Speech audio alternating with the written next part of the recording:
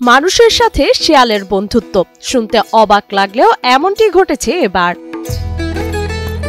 এই শিয়ালটির নাম লালু। তাকে নিজের সন্তানের মতো লালন পালন করছেন স্থানীয় কৃষক গিয়াসউদ্দিন। সম্পর্ক তো মানুষের থেকে অনেক বেশি, পোলাপানের চেয়ে বেশি।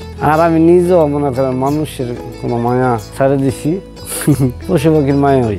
আমার পোলাই দিছিল লালু, এখন আমি লালুই।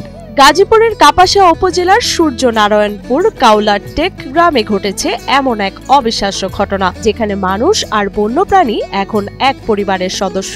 আমি জানে যাইম আমার পিছনে পিছনে থাকবো আর দুষ্টামি করবো, গরু নিয়ে যাইমু, বাড়ির কাজ করলে যেন কাজ করবো যাইব। সন্তানের মতন যদি লালন করি তার চেয়ে বেশি, কারণ হচ্ছে সন্তান তো দূরে, হ্যাঁ আমার কাছে। প্রায় 1 বছর আগে পাশের গ্রামে কাজ করতে যান গিয়াস। সে সময় এলাকায় মুরগি খাওয়ার অভিযোগে কয়েকটি শিয়াল ধরতে গ্রামবাসী গর্তে পানি ও ধোঁয়া দেয়। তখন বড় শিয়ালগুলো পালিয়ে গেলেও গর্তে রয়ে যায় 1 মাস বয়সী একটি ছোট শিয়াল ছানা। সে বাচ্চাটিকে রক্ষা করেন গিয়াস এবং নিজ বাড়িতে নিয়ে আসেন লালন পালনের উদ্দেশ্যে।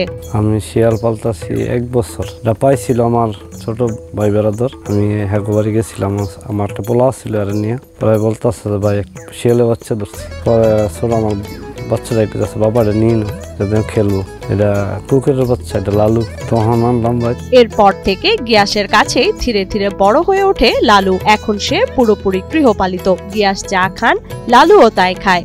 ভাত, রুটি, মাংস ইত্যাদি সবই লালুর পছন্দের খাবার। এমনকি বাড়ির মুরগি, হাঁস, ছাগলের সাথেও তার দারুণ বন্ধুত্ব।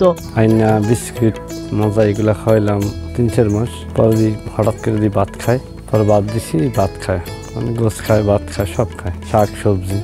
ছাগল টাগল সন্ধ্যা হয়ে গেলে যদি উড়ানো শুয়ে থাকে তাহলে দৌড়ায় করে দিব। ভাত খায়, সবজি খায়, পেঁপে খায়, আলু খায়, সব খায়। না এমনি কারো মুরগি খায় না। আস্তা মুরগি দিলে এমনি করবো না, দিলে দুইটা দিলে যদি খায়, কাইডা চুল্লা দিলে খাইব। গিয়াস লালু বলে ডাকলেই দৌড়ে আসে, সব কথাও বোঝে তার। গিয়াসের পিছু পিছু হাঁটে, এমনকি কাজে গেলেও লালু তার সাথে সব জায়গায় যায় বলে জানান তিনি। আমার কথা সব বুঝে, আমার সব বুঝে। আমি ডাক দিলে দৌড়াই, ওই অচেনা মানুষ থাকলে আইব না, ওলাই থাকে। চীনা মানুষ থাকে বা আমি একা থাকি তাহলে কোনো জায়গায় থাকতো না, ডাক দেওয়ার সাথে আই পড়বো। আর ওই যে মানুষ বিরক্ত করে আর আইলে আবার লুকায় থাকে। শিয়ালের বাচ্চাটা সে ছোট থেকে বড় করছে, লালন পালন করছে, এখন সেটা বড় হয়ে গেছে। গিয়াসউদ্দিন ভাই যেখানেই যায় শিয়ালের বাচ্চাটা তার পিছে পিছে চলে যায়, যে কোনো কাজকর্ম করুক সেখানেই চলে যায়, যা খায় সবকিছুই ওই শিয়ালের বাচ্চাটা খায়। শুরুতে বন্য এই প্রাণী পোষায় গ্রামবাসীর অনেকেই ভেবেছিলেন পাগল হয়ে গিয়েছেন গিয়াসউদ্দিন, কিন্তু সময়ের সঙ্গে বদলে গেছে ধারণা। এখন প্রতিদিনই লালুকে এক নজর দেখতে ভিড় জমান স্থানীয়রা।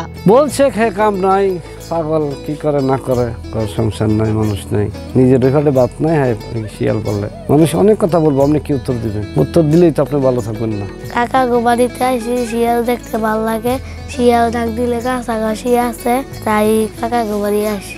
অনেক লোকে আসে, আসলে তো বিরক্ত। ওই শিয়াল দেখবো, মনে করেন এটা এরকম একটা শিয়ালের পোষ মানাইছে, এরকম আছে যে ঘটনা, এই জন্য মানুষ দেখতে। বন্য একটা প্রাণী, মাংসাশী প্রাণী, এটাকে পোষ মানা আসলে এতটা সহজ বিষয় না, কিন্তু সেটা পোষ মানিয়ে ফেলছে, এটা আমাদের কাছে আসলে ভালো লাগছে। আমরা সবসময় আসি, দেখি, মাঝে মাঝে খাবার টাবার দিই, খায়, আমাদের সাথে একদম বন্ধুসুলভ আচরণ করে। কি বুঝলেন ভাই? অনলি যেটাই চাই।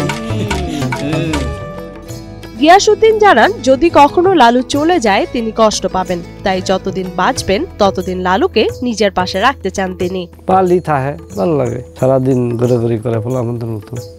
ঘন্টা লাগাই দিছি, দূরে গিয়ে ঘুমাই, তো অনেক সময় কোন দিকে আসছে বোঝা যায় না।